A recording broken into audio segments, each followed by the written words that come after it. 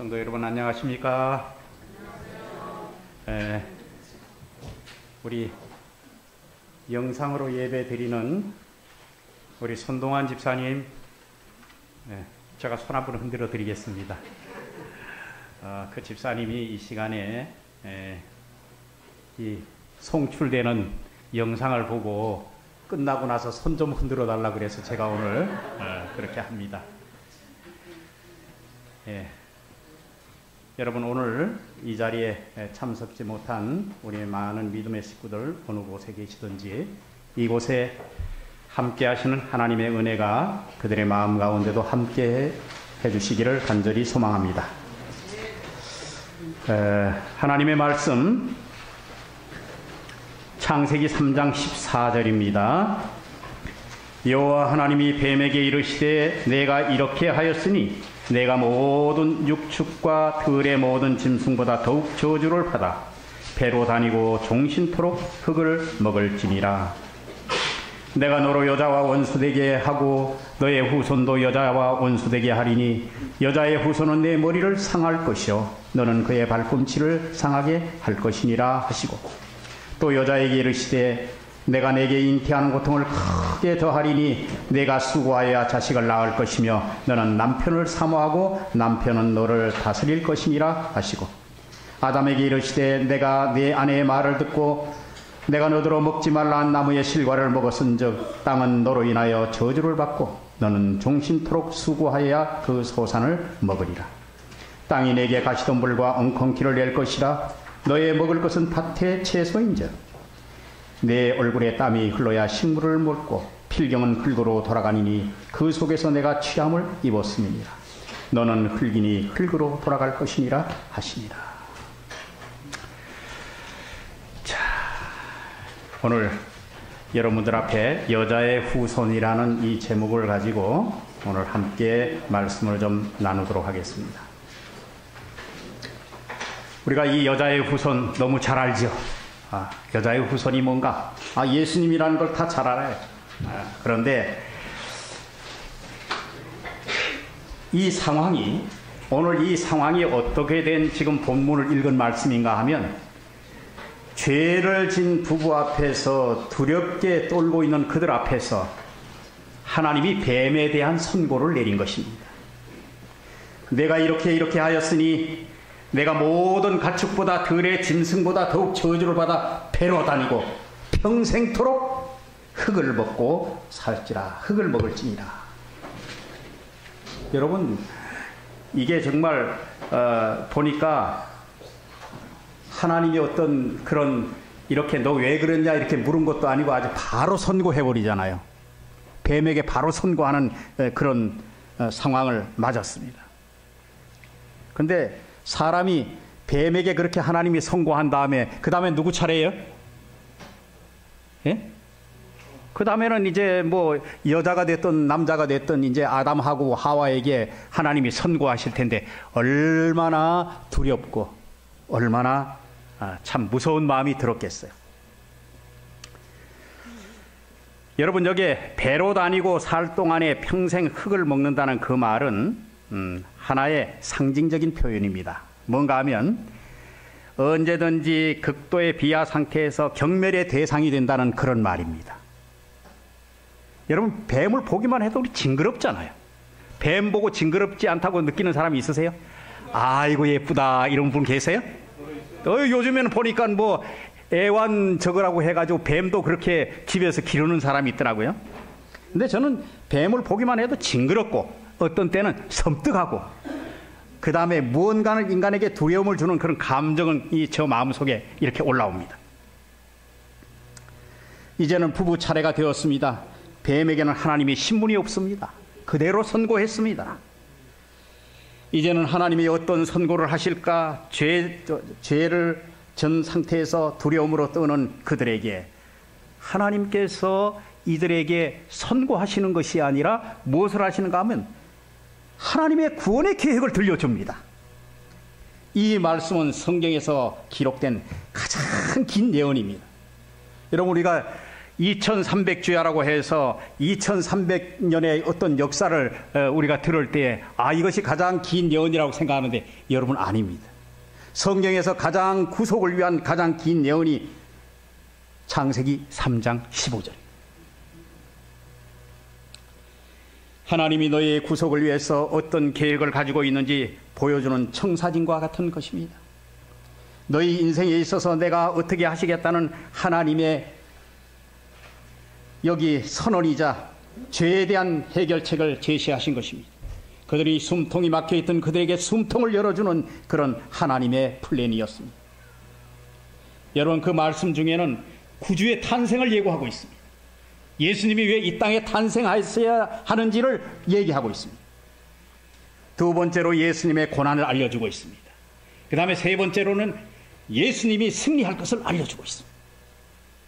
구주의 탄생을 통해서 여자의 후손이 말씀 속에 그 담겨 있는 걸로 봐서 구주가 탄생할 것이 분명합니다. 그 다음에 구주의 고난은 뱀이 여자의 후손의 발꿈치를 상하게 한다는 말씀 속에 담겨져 있습니다. 그리고 구주의 승리는 여자의 후손은 뱀의 머리를 상하게 한다는 내용이 그 속에 들어 있습니다. 그래서 우리는 그들의 선고가 내려져야 할 그 선고 전에 하나님의 구속의 계획서를 하나님이 발표하신 것입니다. 너희를 책하는 일보다 내가 앞날에 너희에게 대해서 너희가 지금 두려워하는데 내 이 구속의 계획서를 너희가 들어보고 너희가 마음 가운데 하나님을 더 경외하라는 그런 강력한 메시지를 하나님께서 그들에게 들려주신 것입니다. 이 모든 해결을 위해서는 여자의 후손 구주가 필요하고 여자의 후손의 고난이 필요하며 또 무엇이 여자의 후손의 이 엄청난 싸움의 결과에서 승리하겠다고 그렇게 선포하신 것인지 그들이 하나님의 그 말씀을 들으면서 하나님의 사랑을 엿볼 수 있었습니다. 사실 그들에게 가장 필요한 것은 지금 무엇인가 하면 그들이 가지고 있는 죄 문제를 하나님이 어떻게 처리해 줄 것인가, 그것이 가장 관심이 있었어요. 우리도 그렇지 않습니까? 여러분들이 가지고 있는 이 죄 문제를 어떻게 하나님께서 처리해 주시는지 그거 관심 있지 않으십니까? 제가 군대 생활할 때 한 부하 사병을 구타한 적이 있었습니다. 단상에서 이런 말씀을 드려서 죄송한데 오늘 이 말씀을 하면서 제 과거의 잘못을 고백합니다. 그리고 제가 그렇게 구타한 그 옛날에 그 저 밑에 후임병에게도 지금 사과의 마음이 가득합니다. 그때 어떤 일이 있었는가 하면 그 사병이 나에게 잘못을 했지만은 내가 이것을 용서하면 안 될 것 같아요. 그래서 여러분 그런 경우 있잖아요. 시범 케이스라고 여러분 얘기 들어보셨어요? 요거 한번 이렇게 여러 사람 앞에서 내가 한번 너에게 그렇게 한 다음에 쉽게 말하면 공개적으로 이렇게 구타를 해서 여러 사람이 공포를 느끼게 하는 그런 좋지 못한 통솔 방법의 하나로 우리 조순영 집사님이 고개를 끄덕끄덕하네요. 그래서 내가 그 사병을 어떻게 했는가 하면 여러 사람이 보는 앞에서 때렸습니다. 뭐 내무와는 뭐 아수라장이 됐죠. 아주 큰 소리가 오고 가고 그렇게 됐어요. 근데 그때 지나시던 중대장님이 밖에서 이렇게 지나시다가 문을 탁 열면서 군대용어로 동작 그만! 이런 명령이 하달되면서 박아사 행정관으로 와. 나한테 맞던 애도 아니고 나를 행정관으로 나만 부르니 제가 어떤 마음이 들었겠어요. 이제는 죽었구나. 중대장님이 나를 뭐 어떻게 하실까? 군홧발로 나를 걷어찰까? 아니면 어디를 때릴까? 가면서 머리가 하얘지는 거예요. 어떻게 이 순간을 어떻게 해야 될지. 그래서 행정관에 탁 불려가서 중대장님 앞에 이렇게 섰습니다. 중대장님이 어떻게 하는가 하면 저를 이렇게 노려봅니다. 아무 말도 안 하고 한 2분 동안 이렇게 노려봐요. 제가 그 순간에 얼마나 공포심을 느꼈는지 몰라. 근데 그 중대장님이 한 2분 동안 저를 노려보더니 하시는 말씀이 뭐라는가 하면, 앞으로 중대에서 나보다 큰 소리가 나오지 않게 해라. 돌아가라. 아이고, 돌아 나오는데 다리가 후들거리고 뭐 얻어 차이고 두드러 맞은 것보다 더 심한 충격을 제가 받았어요. 왜요? 그분이 저희를 지휘하는 방법은 매를 때린 것 이상으로 제 마음에 큰 아주 감동을 줬습니다. 그 다음부터 제가 그 중대장님을 더 존경하고 따르게 되었습니다.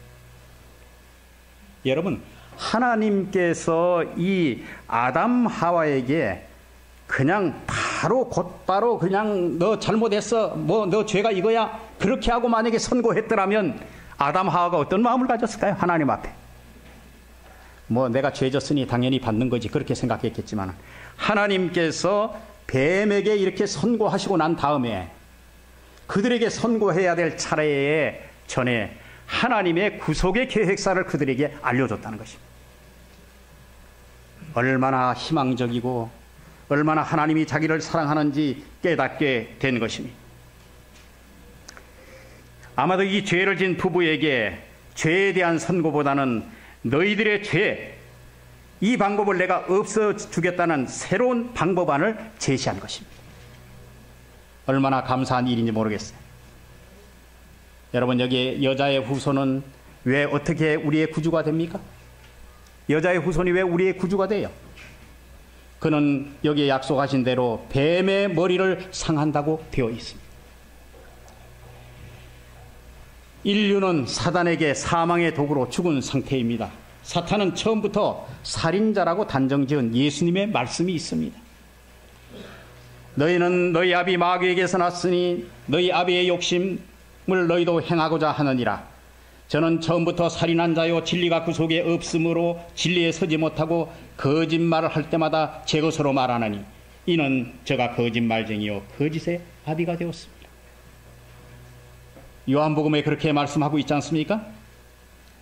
이제 우리 구주 예수 그리스도의 나타나심으로 말미암아 나타났으니 저는 사망을 패하시고 복음으로서 생명과 썩지 아니할 것으로 드러내신지라. 여기 여자의 후손이 가장 큰 것은 뭔가 하면 죽음에서 부활하신 그 능력을 여기에 보여주고 있는 것입니다. 사망에 매여서 일평생 죄의 종로로 다던 자들을 놓아주려고 주님이 오신 것입니다. 여러분, 사망 이꼬르 등식, 사망 이꼬르 죄 이꼬르 사망, 이 등식은 정말 우리가 언제든지 꼭 기억해야 할 등식인데 이것을 예수님께서 걷어내시려고 오신 것입니다. 죽음을 두려워하는 모든 인류에게 여자의 후손은 사망을 이기고 부활하심으로써 인간이 넘지 못할 사망의 세계를 예수님이 해결해 주시기 위해서 여자의 후손으로 오신 것입니다. 예수님은 내가 스스로 버리려나 나는 버릴 권세도 있고 다시 얻을 권세도 있다고 선언하셨습니다. 내가 목숨을 버리는 것은 다시 얻기 위함이라. 누가 이렇게 하실 수 있겠습니까? 내가 목숨을 버릴 수도 있고 다시 취할 수도 있고, 여러분, 창조주가 아니시면 이런 일을 하실 수가 없습니다. 죽음의 문제를 이기심으로써 우리의 구주가 되는 것입니다. 여자의 후손은 우리의 죽음의 문제를 해결해야 우리의 구주가 되는 것입니다. 예수님은 야이로의 딸을 살리셨고 나인성 과부의 아들을 살리셨으며 시체가 부패되어 냄새나던 나사로를 살리셨습니다. 그리고 본인의 부활을 통하여 예수님께서는 증거하셨습니다. 고린도전서 15장 12절에 있는 말씀을 좀 잠깐 보겠습니다. 신약성경 고린도전서 15장 12절입니다. 그리스도께서 죽은 자 가운데서 다시 살아나셨다 전파되었거늘 너희 중에 어떤 이들은 어찌하여 죽은 자 가운데서 부활이 없다 하느냐. 만일 죽은 자의 부활이 없으면 그리스도도 다시 살지 못하였으리라. 그리스도께서 만일 다시 살지 못하였으면 우리의 전파하는 것도 헛것이요 너희의 믿음도 헛것이며 또 우리가 하나님을 거짓 증인으로 발견되리니 우리가 하나님이 그리스도를 다시 살리셨다고 증거하였습니다. 만일 죽은 자가 다시 사는 것이 없으면 하나님이 그리스도를 다시 살리지 아니하셨으리라. 만일 죽은 자가 다시 사는 것이 없으면 그리스도도 다시 사신 것이 없을 터이요 그리스도께서 다시 사신 것이 없으면 너희 믿음도 헛되고 너희가 여전히 죄 가운데 있을 것이요 또한 그리스도 안에서 잠자는 자도 망하였으리니 만일 그리스도 안에서 우리의 바라는 것이 다만 이 생뿐이면 모든 사람 가운데 우리가 더욱 불쌍한 자니라. 여러분 여기에 얼마나 확실한 말씀입니다. 예수님께서 이렇게 부활하신 그 증거를 가지고 우리에게 이렇게 만약에 죽은 자의 부활이 없으면 그리스도도 다시 살지 못했다고 얘기하는 것입니다. 예수님이 다시 살아나신 것이 없으면 우리가 전파하는 것도 헛것이고 우리의 믿음도 헛것이라. 그렇게 말씀하시면서 만일 죽은 자의 다시 사신 것이 없으면 그리스도도 다시 사신 것이 없다. 얼마나 논리적이고 그렇게 설명이 되어 있는지 모릅니다. 아담은 범죄함으로 하나님이 주신 생명의 씨를 잊어버렸습니다. 여러분 아담은 생명의 씨를 잊어버렸어요. 그래서 하나님께서 창세기 3장 19절에 너는 흙이니 흙으로 돌아갈 것이니라. 제가 성경을 배울 때 이렇게 배웠어요. 혹시 여러분들도 그렇게 배우지 않았습니까? 이것이 잘못된 등식이라고 제가 깨닫게 되었습니다. 흙 플러스 생기는 생명이라. 혹시 그렇게 배우지 않았습니까? 여러분 모든 등식에는 수학 선생님이 여기 계신데 모든 등식에는 어떤 것을 빼버리고 그 결과가 나타난 것이 이렇게 되면 어떻게 되는가 하면 흙 플러스 생기 이꼬르 생명이라 이렇게 얘기하면 어떻게 되는가 하면 생기를 뽑았더니 흙 이꼬르 생명이 된 거예요. 아니잖아요. 그죠? 그건 아니잖아요. 여러분 여기 풍선이 있습니다. 풍선이 있는데 바람을 불어넣었어요. 불어넣어서 이게 풍선이 뚱뚱하게 이렇게 바람이 들어가서 이렇게 살아있는 것처럼 둥둥 떠오릅니다. 그런데 싹 놓아버리면서 바람이 빠져버렸어요. 뭐만 남았어요? 풍선만 남았어요. 풍선만. 전구에 전기를 공급했더니 불이 들어왔고 차단했더니 뭐만 남았어요? 전구만 남았어요.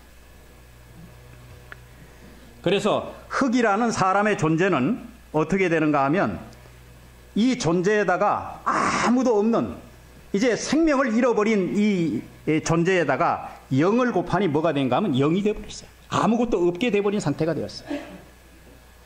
여러분 세상에는 참 다양한 인종이 많습니다. 그러나 성경은 분명히 얘기하기를 한 혈통이라고 얘기했습니다. 다 아담의 혈통입니다. 맞습니까? 우리가 다 아담의 혈통이에요. 이 땅의 사람은 생명이 두 가지가 있다고 얘기하지 않습니다. 오직 한 혈통, 아담의 혈통뿐입니다. 그런데 아담의 아내도 누구로부터 왔어요? 생명이? 아담으로부터 왔어요. 아담으로부터. 처음에는 생명의 씨가 아담으로부터 왔습니다. 그러나 아담이 범죄한 후에 그는 존재가 없어지게 됐어요. 존재가 없어지게 됐어요. 아무리 자식을 낳는다고 해도 한시적인 삶을 살 뿐만 아니라 영원히 살 수 있는 그런 생명의 씨가 아담에게는 없었습니다. 그래서 여자의 후손을 통한 생명의 씨가 필요한 것입니다. 아담의 혈통을 이어오되 아담의 죽은 생명이 이어지는 것이 아니라 여자를 통해서 새 생명이 필요했습니다. 그 새 생명을 주실 수 있는 분이 오늘 여기서 얘기하는 여자의 후손 구주 예수 그리스도라는 사실입니다. 아담의 혈통으로 오되 유다 지파를 통해서 올 것을 미리 예약하셨고 다윗의 자손으로 올 것을 예약하셨습니다. 그리고 처녀의 몸을 통하여 성령으로 잉태되어 인류의 역사를 이루실 것을 이사야 7장 14절에는 예언하고 있습니다. 여자의 후손으로 전혀 남자의 후손과 다른 전혀 관계없는 출발을 하신 것입니다. 왜 아담은 죽은 것이니라 선포하고 당장 그를 죽이지 않으셨을까요? 하나님께서 왜 아담을 당장 죽이지 않으셨을까요?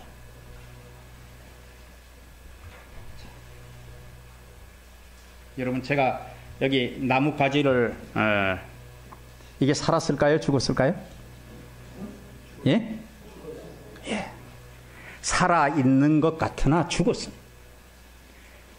이 나무 가지를 나무에서 자르는 순간에 이거는 죽었습니다. 그런데 우리 눈에 보이기에는 살아있는 것처럼 보일 뿐입니다. 그렇죠? 사단도 역시 마찬가지로 어떻게 하는가 하면 안 죽는다고 그렇게 사단은 얘기했고 하나님은 죽는다고 얘기했어요. 근데 사람이 보니까 아담 하와가 금방 죽지 않아요. 그러니까 누구 말이 맞는 것 같아요? 예? 누구 말이 맞는 것 같아요? 마귀의 말이 맞는 것 같아요. 여러분, 여기서 보면 우리가 하나님의 크신 은혜를 또 발견할 수밖에 없습니다. 하나님은 처음부터 인류를 만드시고 생육하고 번성하여 땅에 충만하라고 축복의 명령을 내렸습니다. 맞습니까? 너희가 땅에 충만하고 그 다음에 번성해서 그 다음에 땅을 가득 채우라는 그런 명령을 하셨습니다. 그런데 여러분, 아직도 첫 아기를 낳아보지도 않고 죽음을 이렇게 맞이하게 됐으니 이게 보통 큰 문제입니까? 하나님이 사람을 창조하시고 난 다음에 너를 어떻게 해요? 생육하고 번성하여 땅에 충만하라고 그렇게 축복을 해놨는데 아직까지도 그들이 첫 아기를 낳기도 전에 이 만들어놓은 사람이 죽게 됐으니 이게 보통 문제가 아닙니다. 하나님께서는 이게 큰 문제였습니다. 그래서 당장 죽이진 않아도 생명을 유예해 준 것입니다. 이제 세상에서 영생을 가진 아담의 후손은 한 사람도 존재할 수 없게 되었습니다. 죄가 세상에 들어오게 된 것이죠. 만일 이런 상태에서 자녀를 생산한다면 그 자녀도 아담처럼 자기 존재를 반납할 수밖에 없는 그런 상태로 태어나는 것입니다. 죽을 수밖에 없는 운명으로 태어나는 것이죠. 아담에게 죽지 않는 생명이 없기 때문에 그렇습니다. 지금 이 지구상에 살고 있는 모든 사람들이 이런 운명의 상태와 같습니다. 이렇게 죽을 수밖에 없는 상태로 태어난 사람은 다 사망의 종이며 사망이 그들에게 왕노릇하는, 실상은 살아있지만 죽은 사람들입니다. 성경은 이렇게 말합니다. 한 사람으로 말미암아 죄가 세상에 들어오고 죄로 말미암아 사망이 왔나니 이와 같이 모든 사람이 죄를 지었으므로 사망이 모든 사람에게 이르게 되었다고 말합니다. 만일 그렇게 된다면 하나님의 창조는 완전히 실패로 돌아갈 수밖에 없게 되는 거 아니겠습니까? 어쩌면 사단이 이것을 노렸는지도 모릅니다. 하나님의 창조를 무효화하기 위해서 그는 자기의 입지를 확보하기 위해서 이런 것을 시도했는지도 모릅니다. 이 문제를 해결하기 위해서 하나님께서 새로운 아담이 필요한 것이었습니다. 첫째 아담의 실패한 그 자리에서 그 문제를 해결하도록 또 다른 하나의 아담을 오게 하실 수밖에 없으셨습니다. 그 다음에 둘째 아담은 첫째 아담과 다른 여자의 씨를 통해서 온다는 말입니다. 생명의 근원이 다릅니다. 남자는 이미 사망에 대한 그런 기운이 있지만 여자는 새로 태어나는 이 여자의 씨로 오는 이것은 생명의 근원이 다릅니다. 성경은 이렇게 얘기합니다. 처녀가 아이를 가졌을 때 성령으로 잉태했다고 기록하고 있습니다. 여러분, 하나님의 씨는 하나님의 능력으로 태어난 것을 말합니다. 성령으로 잉태하여 여자가 태어난 것이 하나님의 씨로 태어난 것입니다. 그래서 이렇게 얘기합니다. 하나님께로 난 자마다 죄를 짓지 아니하나니 이는 하나님께서 그 속에 거하며 저도 범죄치 못하는 것을 하나님께로 낳습니다. 하나님께로 난 자는 하나님의 씨가 그 속에 있는 것입니다. 그래서 하나님의 씨로 낳았다는 것입니다. 그래서 이것은 구원과도 관계가 있습니다. 사람이 물과 성령으로 거듭날 때 하나님의 씨 속에서 태어난 것입니다. 예수님이야말로 하나님의 씨로 탄생한 것입니다. 조금 전에 보여줬던 것처럼 나무가지가 생명이 있는 것처럼 하나 그것은 생명이 없는 것입니다. 살아있는 것처럼 보이나 죽은 것입니다. 사단도 여러분 그게 창세기 3장 15절에 보니까 함축해놨지만 엄청난 일들이 일어날 것을 미리 예고했습니다. 사단은 모든 사람에 대하여 하나님에 대하여 의심하게 만듭니다. 여러분 사단이 여러분들을 공격할 때 여러분들을 넘어뜨릴 때 어떻게 하는가 하면 가장 먼저 하나님을 의심하게 만듭니다. 맞습니까? 하나님께서 죽는다고 하지 않았느냐? 그런데 너 죽었냐? 아직까지 죽지 않았잖느냐? 그렇게 해서 조금 생명이 붙어 있는 것처럼 보이게 할 뿐입니다. 한 번은 예수님께서 어떤 제자에게 이런 말씀을 하셨습니다. 제자 중에 하나가 가로되 주여 나로 먼저 내 부친을 장사하게 하소서. 예수께서 가라사대 죽은 자들로 저희 죽은 자를 장사하게 하고 너는 나를 쫓으라. 죽은 부친을 장사한 다음에 따르겠다는 한 제자의 말을 예수님께서 그렇게 말씀하셨습니다. 자, 세상에는 두 종류의 사람이 있다고 합니다. 하나는 호흡이 끊어져서 죽은 사람이 있는 반면에 또 하나는 호흡하면서 활동하는 죽은 사람이 있다는 것입니다. 일상적으로 우리는 호흡이 끊어진 사람을 죽은 사람이라고 말하고 호흡하고 활동하는 사람을 산 자라고 말합니다. 그런데 예수님은 호흡하면서 호흡이 끊어진 그런 사람들을 장사하는 사람은 죽은 자라고 선언하셨습니다. 그는 아담 안에서 죽은 자들이 이 아담 안에서 산 모든 사람들이 죽은 자라. 그래서 모든 사람이 아담 안에서는 죽었다고 설명하고 있습니다. 여러분 제가 임플란트를 해서 한번 이렇게 한 적이 있습니다. 그런데 치과에 가서 이렇게 하면 치아를 만들어 놓기 위해서 다음 작업이 필요합니다. 여러분 치과에 가면 가장 먼저 하는 일이 뭐죠? 여러분들 그 이빨을 거기다가 가장 뭘 합니까? 신경 조직을 없앱니다. 그죠? 맞습니까? 예. 하여튼 어쨌든 신경이 살아있으면 될 때마다 아프고 그래요. 그런데 신경 조직이 없어지면 아무런 것을 끼워놔도 아프지 않습니다. 여러분 의체는 통증이 없습니다. 사단은 매번 산 것처럼 보이게 할 뿐만 아니라 그 기능을 이렇게 의치를 해놓으면 그 기능을 대신할 뿐입니다. 그 이에는 사실 생명이 없는 것입니다. 살아있는 것처럼 보일 뿐이고 인간이 만든 것은 단지 아름다움을 추구하며 살아있는 것처럼 보이게 할 뿐입니다. 사단은 이런 것들을 끊임없이 하나님의 백성들에게 하나님의 교회에 해왔습니다. 이 예언을 통해서 우리는 끊임없는 영적인 전쟁이 우리에게 있는 것을 알려줍니다. 마지막 예수님이 재림하실 때 그날까지 이 예언은 이어져 갈 것입니다. 여러분 여기 보면 예수님이 뱀의 머리를 상하게 해서 모든 것이 다 끝난 것처럼 그렇게 여겨지는데 지금 우리가 살고 있는 현 시대는 어떻습니까? 신영순 집사님 이렇게 예수님이 다 이겨놨는데 집사님에게 고통이 없습니까? 아니죠. 여전히 내가 살아내야 할 그런 인생의 무게와 짐들이 여전히 우리에게 존재하고 있는 것입니다. 그것이 언제 끝난다는 거예요?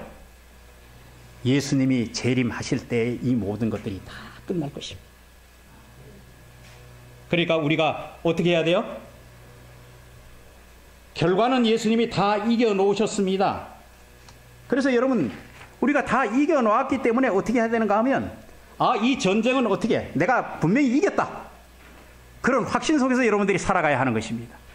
언제 한번 중계방송을 보는 일이 있는데 한일전 중계방송인데 얼마나 치열하게 우리가 몇 골을 먹고 그러다가 그냥 이대로 지는가 보다 그런 생각을 했는데 여러분 실제 생중계방송이면 어때요?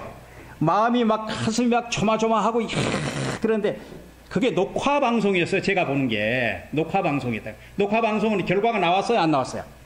나왔어요. 이미 나왔어요. 저렇게 지다가 끌려가다가 나중에 보면 뒤집어 엎어질 것이라는 게 내가 알고 있는 거거든요. 그러니 볼 때 어떻게 해요? 마음이 좀 조마조마하기지만 이 경기는 이겼다고 그렇게 판정하고 그걸 보는 것입니다.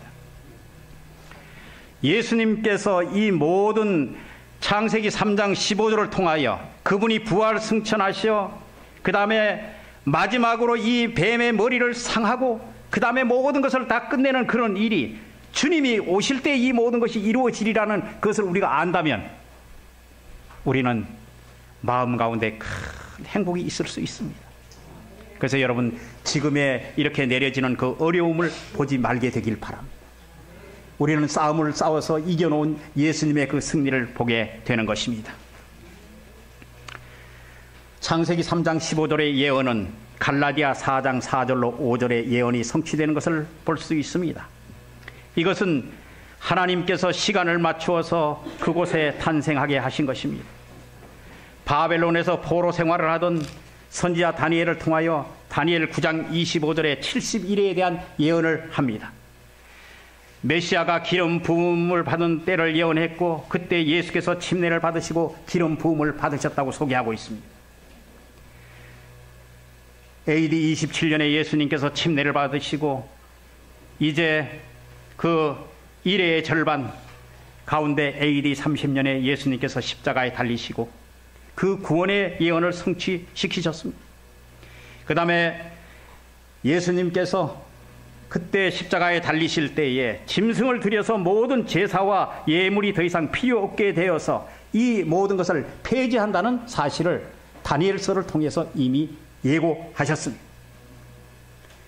그리고 그때부터 나머지 3일 반은 핍박으로 그리스도인들을 박해하고 그래서 이 복음이 이방으로 넘어가는 것까지 다 그렇게 소개하고 있습니다. 여러분, 처녀에게 날 뿐만 아니라 정해진 지역에서 유대 땅 베들레헴에서 태어날 것을 얘기하고 그 정해진 그 방법대로 정해진 예언의 성취대로 그분이 오신 것이 여러분 여자의 후손인 것입니다. 인간의 죽음의 문제를 해결하기 위해서 반드시 여자의 후손이 필요했습니다. 남자의 후손은 생명을 창조할 수가 없습니다. 그래서 여자의 후손이 필요했던 것입니다. 그분이 오셔서 죽음 가운데 자기 자신을 내어 주었지만은 부활을 통하여 새로운 의를 마련해 하셨는데 믿음으로 그분을 받아들이면 우리는 구원을 얻게 되는 것입니다. 예언대로 그분은 오셨습니다. 예언대로 십자가에 달리셔서 고난을 통하여 우리를 구속하셨습니다. 실패한 그 자리에, 아담이 실패했던 그 자리에 둘째 아담이 오셔서 그 모든 일을 처리해 주셨습니다. 둘째 아담은 이 세상의 사람들과 다르게 성령으로 잉태되셨습니다. 예수님과 우리의 생명은 다르고 우리의 소속이 그분과는 다릅니다. 예수님은 영이시고 우리는 육입니다. 우리는 아래에서 났고 예수님은 위에서 났습니다. 그분은 죄인이 아니십니다. 그래서 이 여자의 후손이 우리에게 얼마나 중요한지, 오늘 우리에게 이 구원을 주시는 이 정말 여자의 후손, 그 예수님이 우리에게 계셨기 때문에 오늘 우리가 희망을 가지고 예수님을 오는 것을 기다릴 수 있는 것입니다. 사랑하는 성도 여러분, 여러분들의 마음 가운데 어떤 어려움이 있다 할지라도 우리를 위해서 이렇게 어려운 길을 걸으시고 이렇게 한 예수 그리스도를 생각하고 어려운 이 모든 것들을 이겨내시길 바랍니다. 왜냐하면 성경에서 분명히 예수님이 이겼다고 약속했기 때문에 저는 강력하게 이 말씀을 하실 수 있는 것입니다. 예수님이 이겨난 것, 예수님이 승리해난 것, 그것이 있기 때문에 나는 여러분들에게 강력하게 이 얘기를 할 수 있는 것입니다.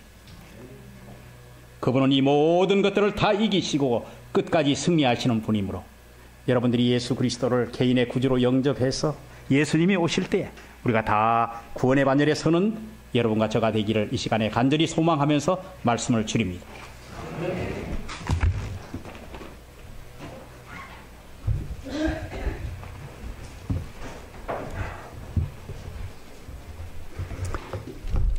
다 같이 찬미 126장 찬양을 드리면서 하나님께 감사하십시다.